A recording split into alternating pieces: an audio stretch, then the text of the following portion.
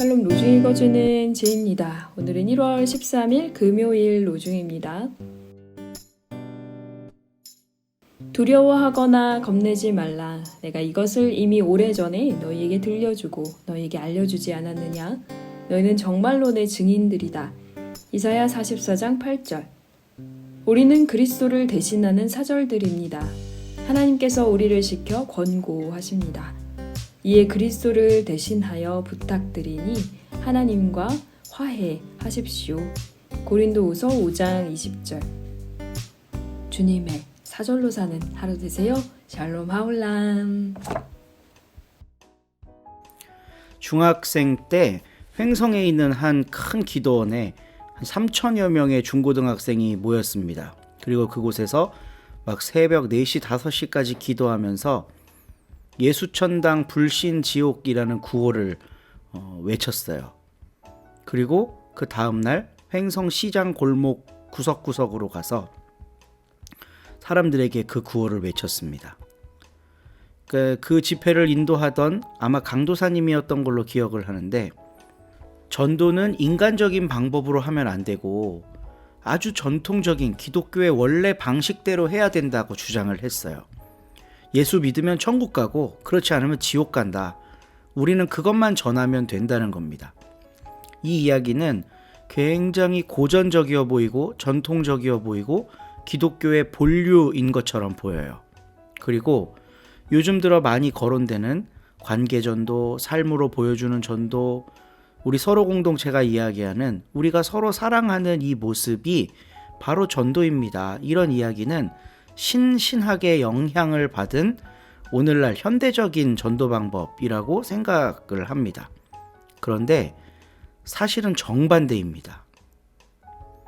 성경에 예수천당 불신지옥이라는 말이 일단 없어요.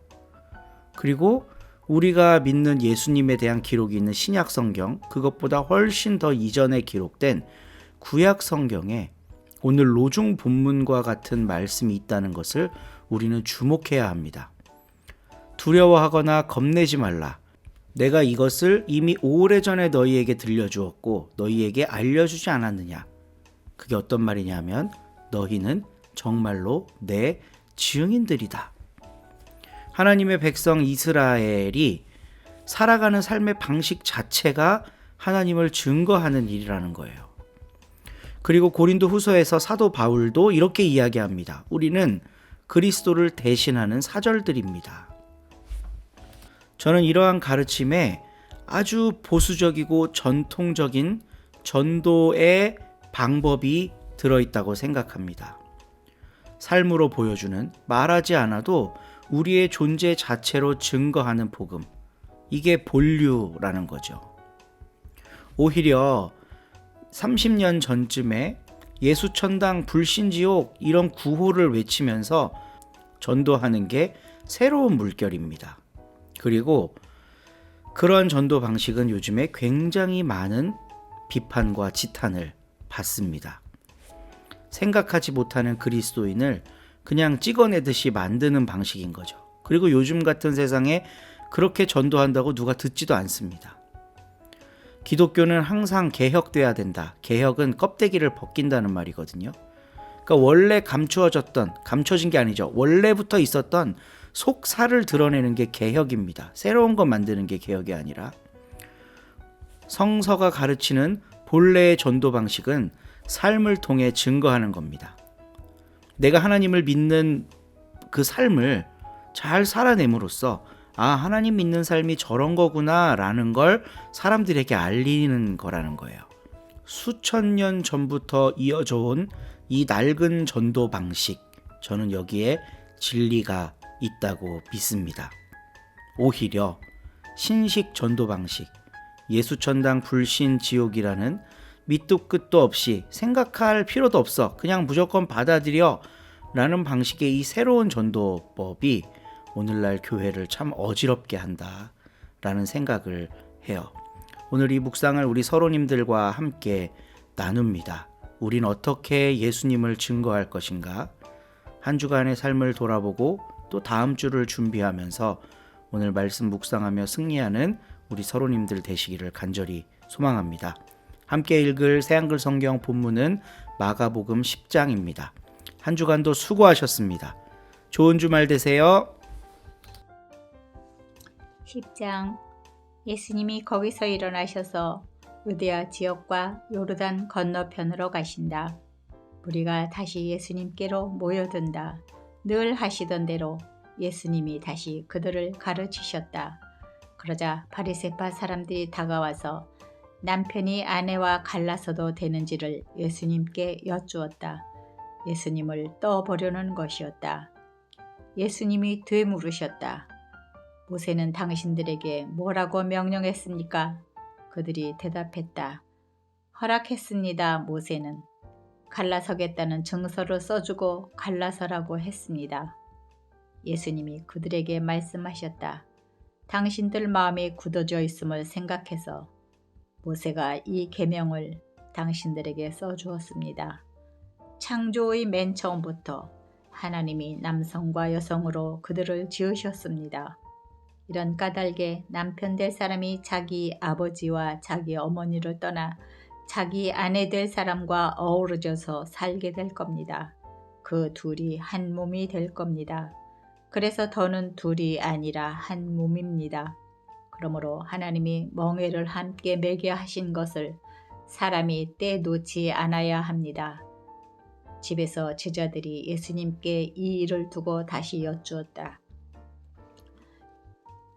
예수님이 대답하신다. 자기 아내와 갈라서고 다른 여자와 결혼하는 사람은 누구라도 바람을 피워 자기 아내를 등지는 것입니다. 또 아내가 스스로 자기 남편과 갈라서고 다른 남자와 결혼하면 바람을 피우는 것입니다. 사람들이 어린이들을 예수님께 데려오고 있었다. 예수님이 어루만져 주시도록 하려는 것이었다. 그런데 제자들은 그 사람들을 꾸짖었다. 예수님이 보시고는 몹시 화를 내셨다. 그리고 제자들에게 말씀하셨다. 어린이들이 나한테 오도록 그냥 두세요. 막지 마세요. 하나님 나라는 이런 사람들의 것이니까요. 아멘. 그대들에게 말합니다.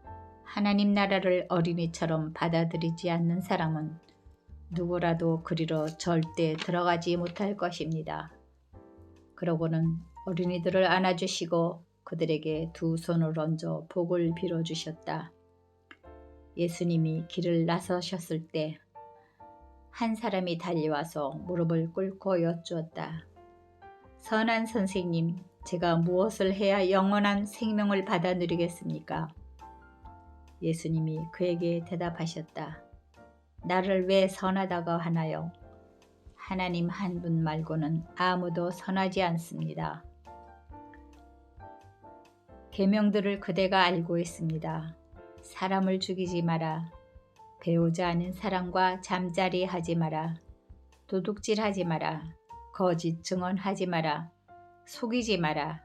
너희 아버지와 어머니를 받들어 모셔라. 그가 말했다. 선생님, 이 계명들은 어려서부터 다 지켰습니다. 그러자 예수님이 그를 찬찬히 보시고 사랑스럽게 여기셨다. 그래서 그에게 말씀하셨다. 그대에게 빠진 것이 하나 있습니다. 가서 그대에게 있는 것을 다 팔아 가난한 사람들에게 주세요. 그러면 그대가 하늘에서 보물을 차지할 겁니다. 그리고 이리로 와서 나를 따르세요. 그는 이 말씀에 충격을 받고는 괴로워하면서 떠나갔다. 그에게는 모은 재산이 많았기 때문이다. 예수님이 둘러보시고 제자들에게 말씀하신다.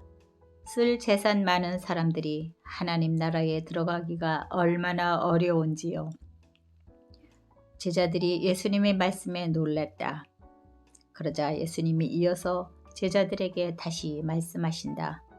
자녀 여러분, 하나님 나라에 들어가기가 얼마나 어려운지요.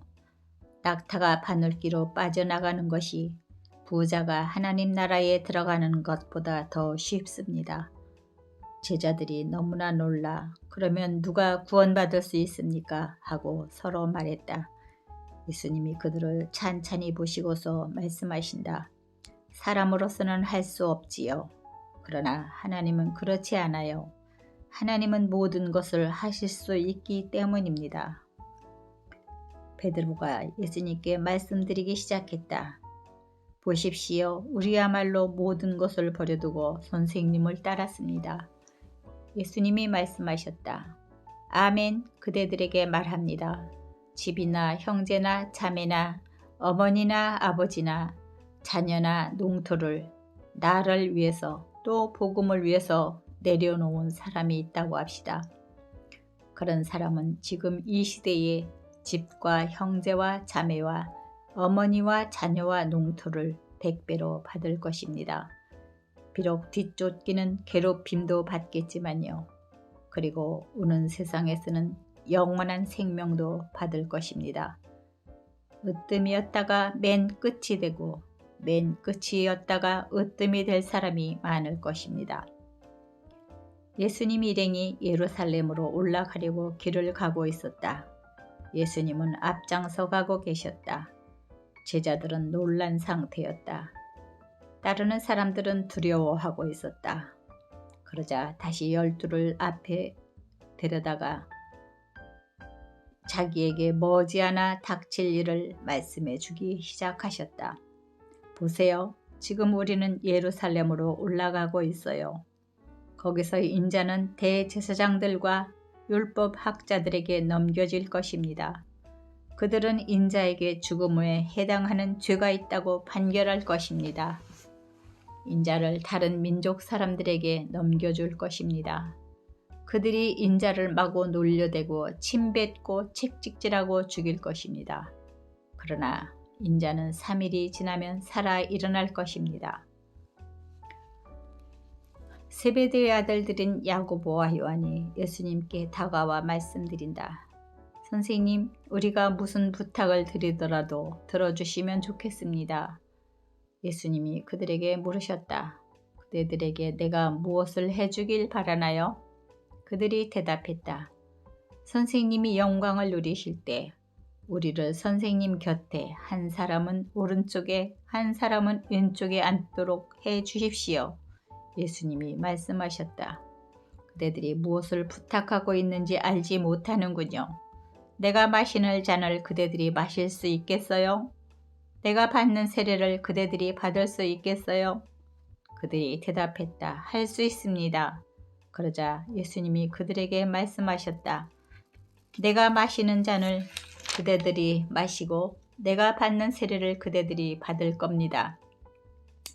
그런데 내 오른쪽이나 왼쪽에 앉도록 해주는 것은 내가 해줄 수 있는 일이 아니에요. 그 자리는 하나님이 정해두신 사람들을 위해 마련되어 있습니다. 다른 제자들 10명이 듣고서 야고보와 요한에 대해 몹시 화를 내기 시작했다. 그러자 예수님이 제자들을 가까이 불러서 말씀하신다. 그대들은 알고 있어요. 다른 민족들 사이에서 통치자로 통하는 사람들은 주인처럼 다른 사람들을 마구 부려먹습니다. 또 그들 가운데 윗사람들은 다른 사람들에게 권력을 함부로 휘두릅니다. 그러나 그대들 사이에서는 그렇지 않아요. 누구든 그대들 사이에서 높아지고 싶은 사람은 그대들을 섬기는 사람이 되어야 합니다. 누구든 그대들 가운데서 으뜸이 되고 싶은 사람은 모든 사람의 종이 되어야 합니다.